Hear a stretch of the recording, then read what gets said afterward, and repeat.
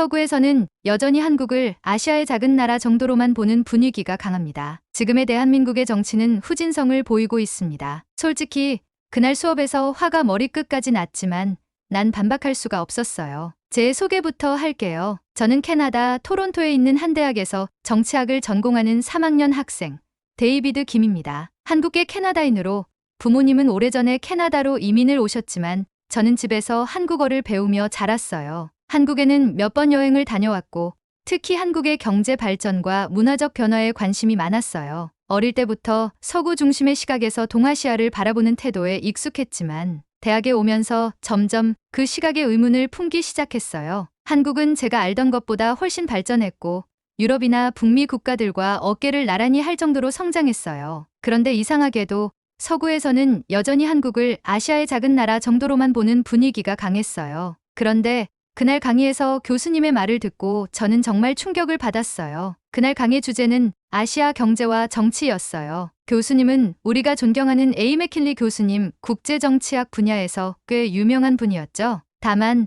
워낙 서구 중심적 시각이 강한 분이라 동양 국가들에 대해서는 조금 과소평가하는 경향이 있었어요. 교수님은 강의를 시작하며 이렇게 말했어요. 여러분, 한국이란 나라를 선진국이라고 볼 수 있을까요? 교실이 조용해졌어요. 교수님은 천천히 말을 이었어요. 최근 한국은 정치적으로 매우 불안정합니다. 대통령도 총리도 없는 상태입니다. 선진국 그 어떤 나라도 대통령을 2번씩 탄핵하겠다는 나라는 없습니다. 국정 운영이 마비된 상태로 멈춰있는 저 나라가 선진국이라고 부를 수 있을까요? 저는 순간 귀를 의심했어요. 교수님은 계속 말을 이어갔어요. 경제적으로도 한국은 일본과 중국에 의존하는 구조입니다. 기술력은 뛰어나지만 독창적인 혁신보다는 서구의 기술을 빠르게 흡수하는 데 초점을 맞추고 있죠. 여기에 한국은 역사적으로 오랫동안 중국의 영향권 아래에 있었기 때문에 실질적인 독립국이라 보기 어려운 측면도 있습니다. 뭐라고요? 한국이 중국의 속국? 제 주변 친구들도 당황한 표정을 지었어요. 한국에 대해 잘 모르는 친구들은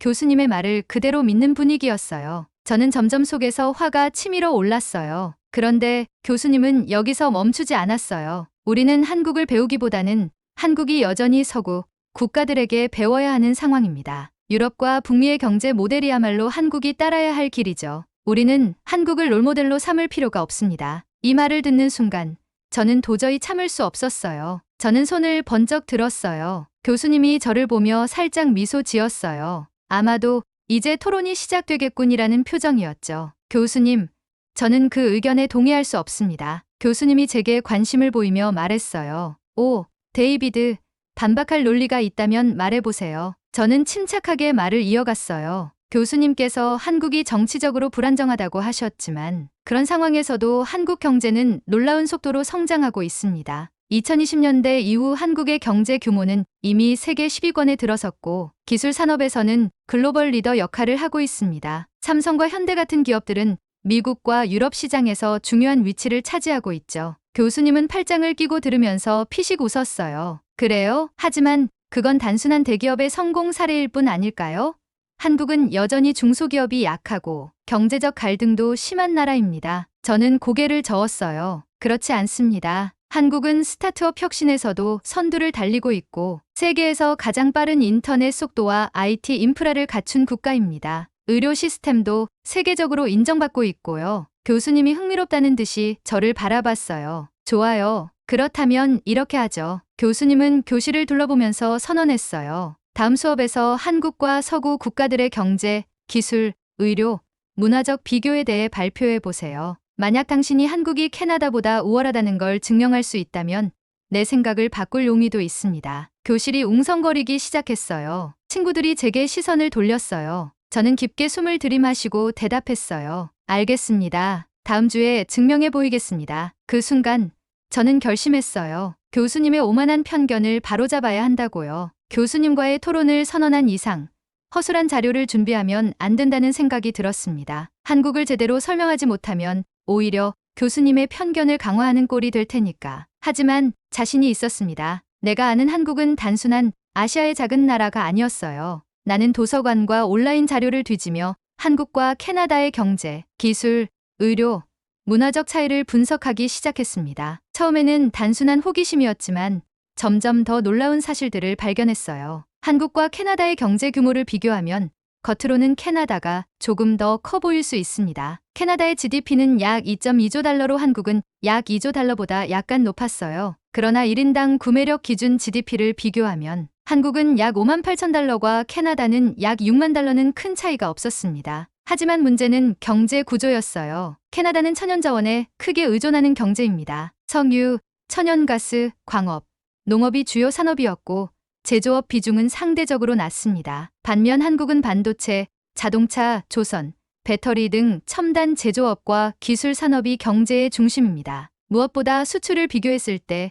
한국은 세계 6위 약 7천억 달러였고 캐나다는 12위 약 5천억 달러였습니다. 세계 시장에서 한국이 더 중요한 역할을 하고 있다는 증거입니다. 나는 이 수치를 정리하며 확신했습니다. 한국은 단순한 신흥 경제국이 아니었어요. 경제적으로도 이미 세계적인 강대국이었습니다. 기술력을 분석하면서 나는 더 큰 충격을 받았습니다. 한국이 단순히 기술을 빠르게 따라가는 나라라고 생각했는데 실상은 달랐습니다. 먼저 반도체 산업을 보았습니다. 전 세계 메모리 반도체 시장에서 삼성전자가 1위, SK하이닉스가 2위를 차지하고 있었습니다. 시스템 반도체 시장에서도 삼성은 2위입니다. 반도체는 현대 산업의 핵심 부품이자 미래 산업을 주도하는 요소인데 이 시장을 한국 기업들이 장악하고 있다는 사실은 한국이 기술 강국임을 의미합니다. 다음으로 배터리 산업을 조사했어요.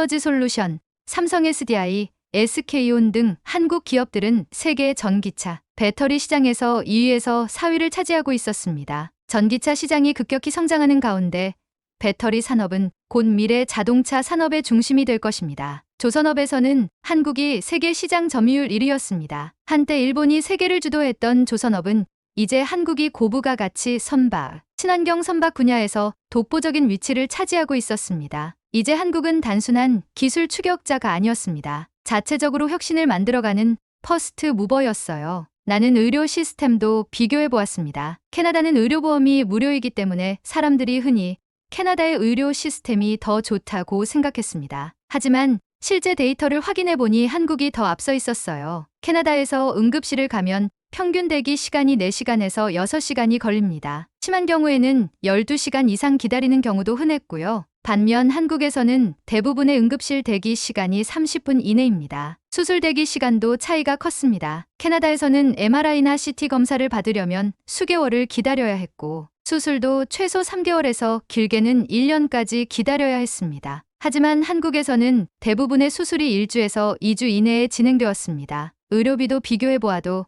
캐나다는 의료비가 무료이지만 기다리다가 병이 악화되는 경우가 많았습니다. 반면 한국은 건강보험 덕분에 저렴한 비용으로 신속한 치료를 받을 수 있었습니다. 한국의 의료 시스템은 접근성, 효율성, 비용 면에서 캐나다보다 앞서 있었습니다. 그리고 한국의 문화적 영향력을 조사하면서 나는 또 한 번 놀랐습니다. K-팝은 이미 글로벌 차트에서 상위권을 차지하고 있었습니다. BTS와 블랙핑크는 미국과 유럽 시장에서도 큰 인기를 끌었고 뉴진스 같은 신인 그룹도 빠르게 글로벌 시장에서 성장하고 있었습니다. 영화와 드라마 산업에서도 한국은 엄청난 성과를 거두고 있었어요. 기생충이 아카데미 작품상을 수상한 것은 비영어권 영화로서는 최초의 일이었고 오징어 게임은 넷플릭스 역대 최다 시청 드라마 1위를 기록했습니다. 게임 산업도 강했습니다. 한국은 세계 4위 게임 시장을 보유하고 있으며 리그 오브 레전드 같은 e스포츠에서 한국 선수들이 압도적인 실력을 보여주고 있었습니다. 한국은 이제 더 이상 서구 문화를 수입하는 나라가 아닙니다. 오히려 서구가 한국 문화를 소비하고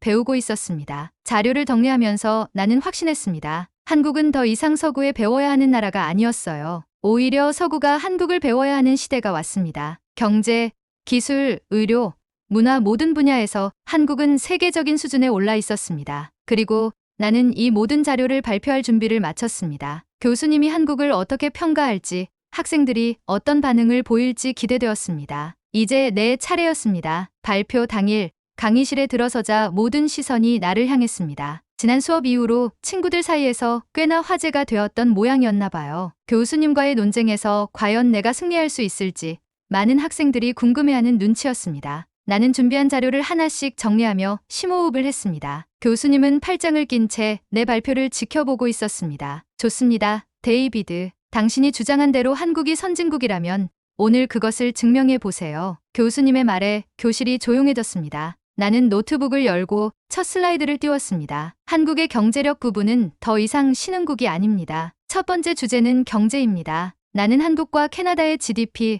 수출액, 산업 구조를 비교하며 설명을 시작했습니다. 많은 사람들이 한국이 선진국이 아니라고 말하지만 수치를 보면 이야기가 달라집니다. 한국의 GDP는 2조 달러를 넘어서며 세계 10위권을 유지하고 있고 구매력 기준 1인당 GDP도 캐나다와 큰 차이가 없습니다. 오히려 한국은 수출을 통해 글로벌 경제에서 중요한 역할을 하고 있습니다. 한국의 연간 수출액은 세계 6위로 캐나다보다 훨씬 많습니다. 학생들이 슬라이드의 그래프를 유심히 살펴보기 시작했습니다. 교수님도 살짝 미간을 찌푸리며 화면을 보고 있었어요. 또한 한국의 경제는 자원에 의존하는 캐나다와 다르게 첨단 제조업을 기반으로 하고 있습니다. 반도체, 자동차, 조선업에서 한국은 세계적인 리더입니다. 캐나다는 원유나 광물 같은 천연자원에 크게 의존하고 있지만 한국은 고부가 가치 기술 산업을 바탕으로 경제를 운영합니다. 이런 차이를 보면 미래 성장 가능성이 더 높은 나라는 어디일까요? 나는 질문을 던지며 학생들의 반응을 살폈습니다. 몇몇 학생들은 고개를 끄덕이고 있었고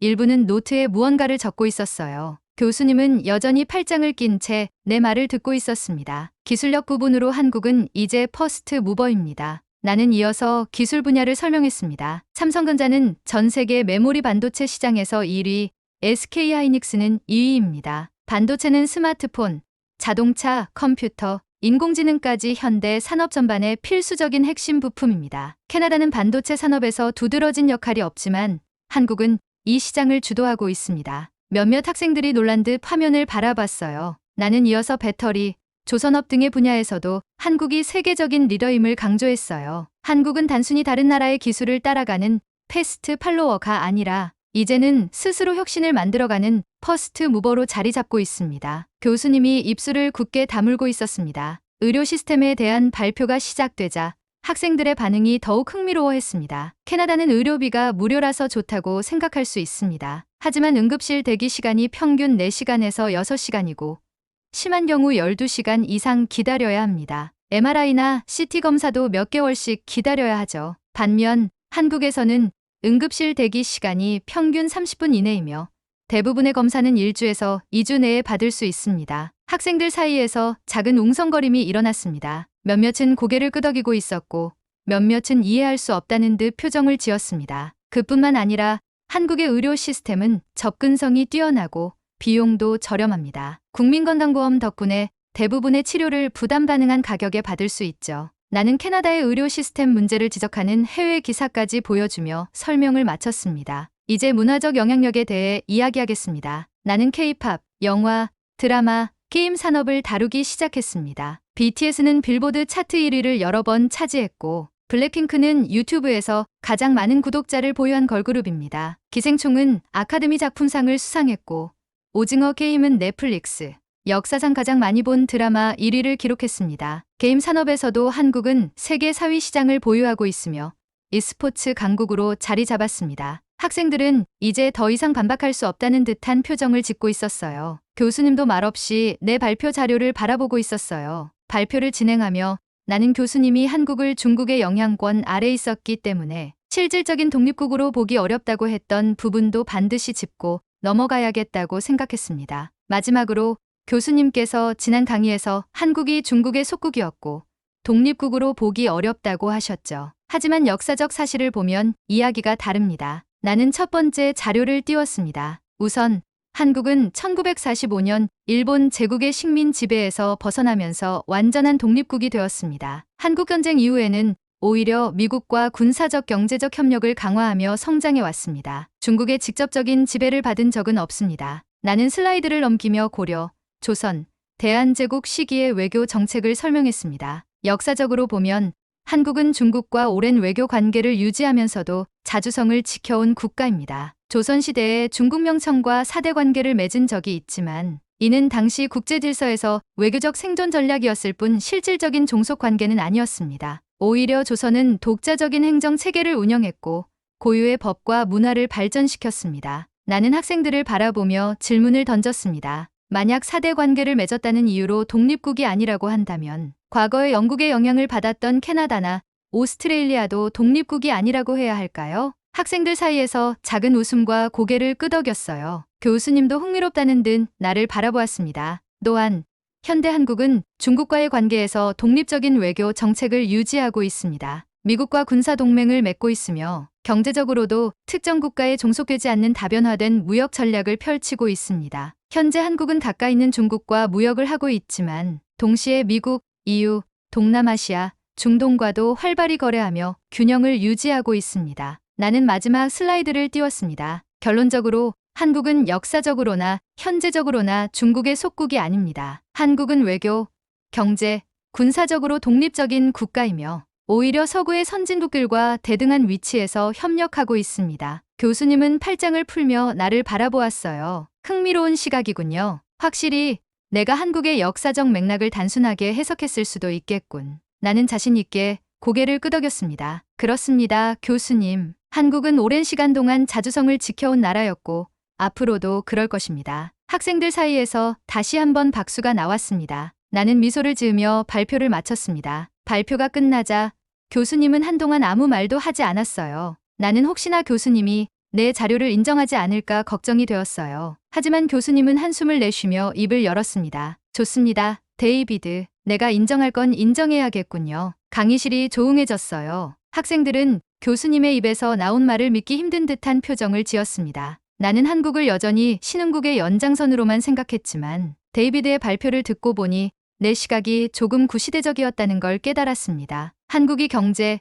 기술, 의료, 문화에서 상당한 수준에 도달했다는 점은 부정할 수 없겠군요. 나는 놀라서 교수님을 바라봤습니다. 솔직히 교수님이 이렇게 솔직하게 인정할 줄은 몰랐어요. 다만 한국이 앞으로도 이런 성장을 유지할 수 있을지가 중요하겠죠. 선진국이란 단순히 현재의 성취로 결정되는 것이 아니라 국민들의 자유시장 경제의 이해도, 즉 지속적인 발전이 가능한가에 달려 있습니다. 나는 미소를 지으며 대답했어요. 저도 동의합니다, 교수님. 하지만 지금까지의 성장을 보면 한국이 앞으로도 세계를 주도할 가능성이 높다고 생각합니다. 교수님은 살짝 미소를 지으며 고개를 끄덕였습니다. 좋습니다. 오늘 데이비드의 발표는 매우 인상적이었습니다. 내 편견을 깰 기회를 줘서 고맙군요. 그 순간 강의실에서 박수가 터져나왔습니다. 나는 안도의 한숨을 내쉬며 자리로 돌아왔습니다. 한국의 위상을 제대로 알렸다는 사실에 뿌듯함을 느껴졌어요. 이제 한국은 더 이상 서구의 뒤를 따라가는 나라가 아니었습니다. 오히려 서구가 한국을 배우고 있는 시대가 온 것입니다. 강의가 끝난 후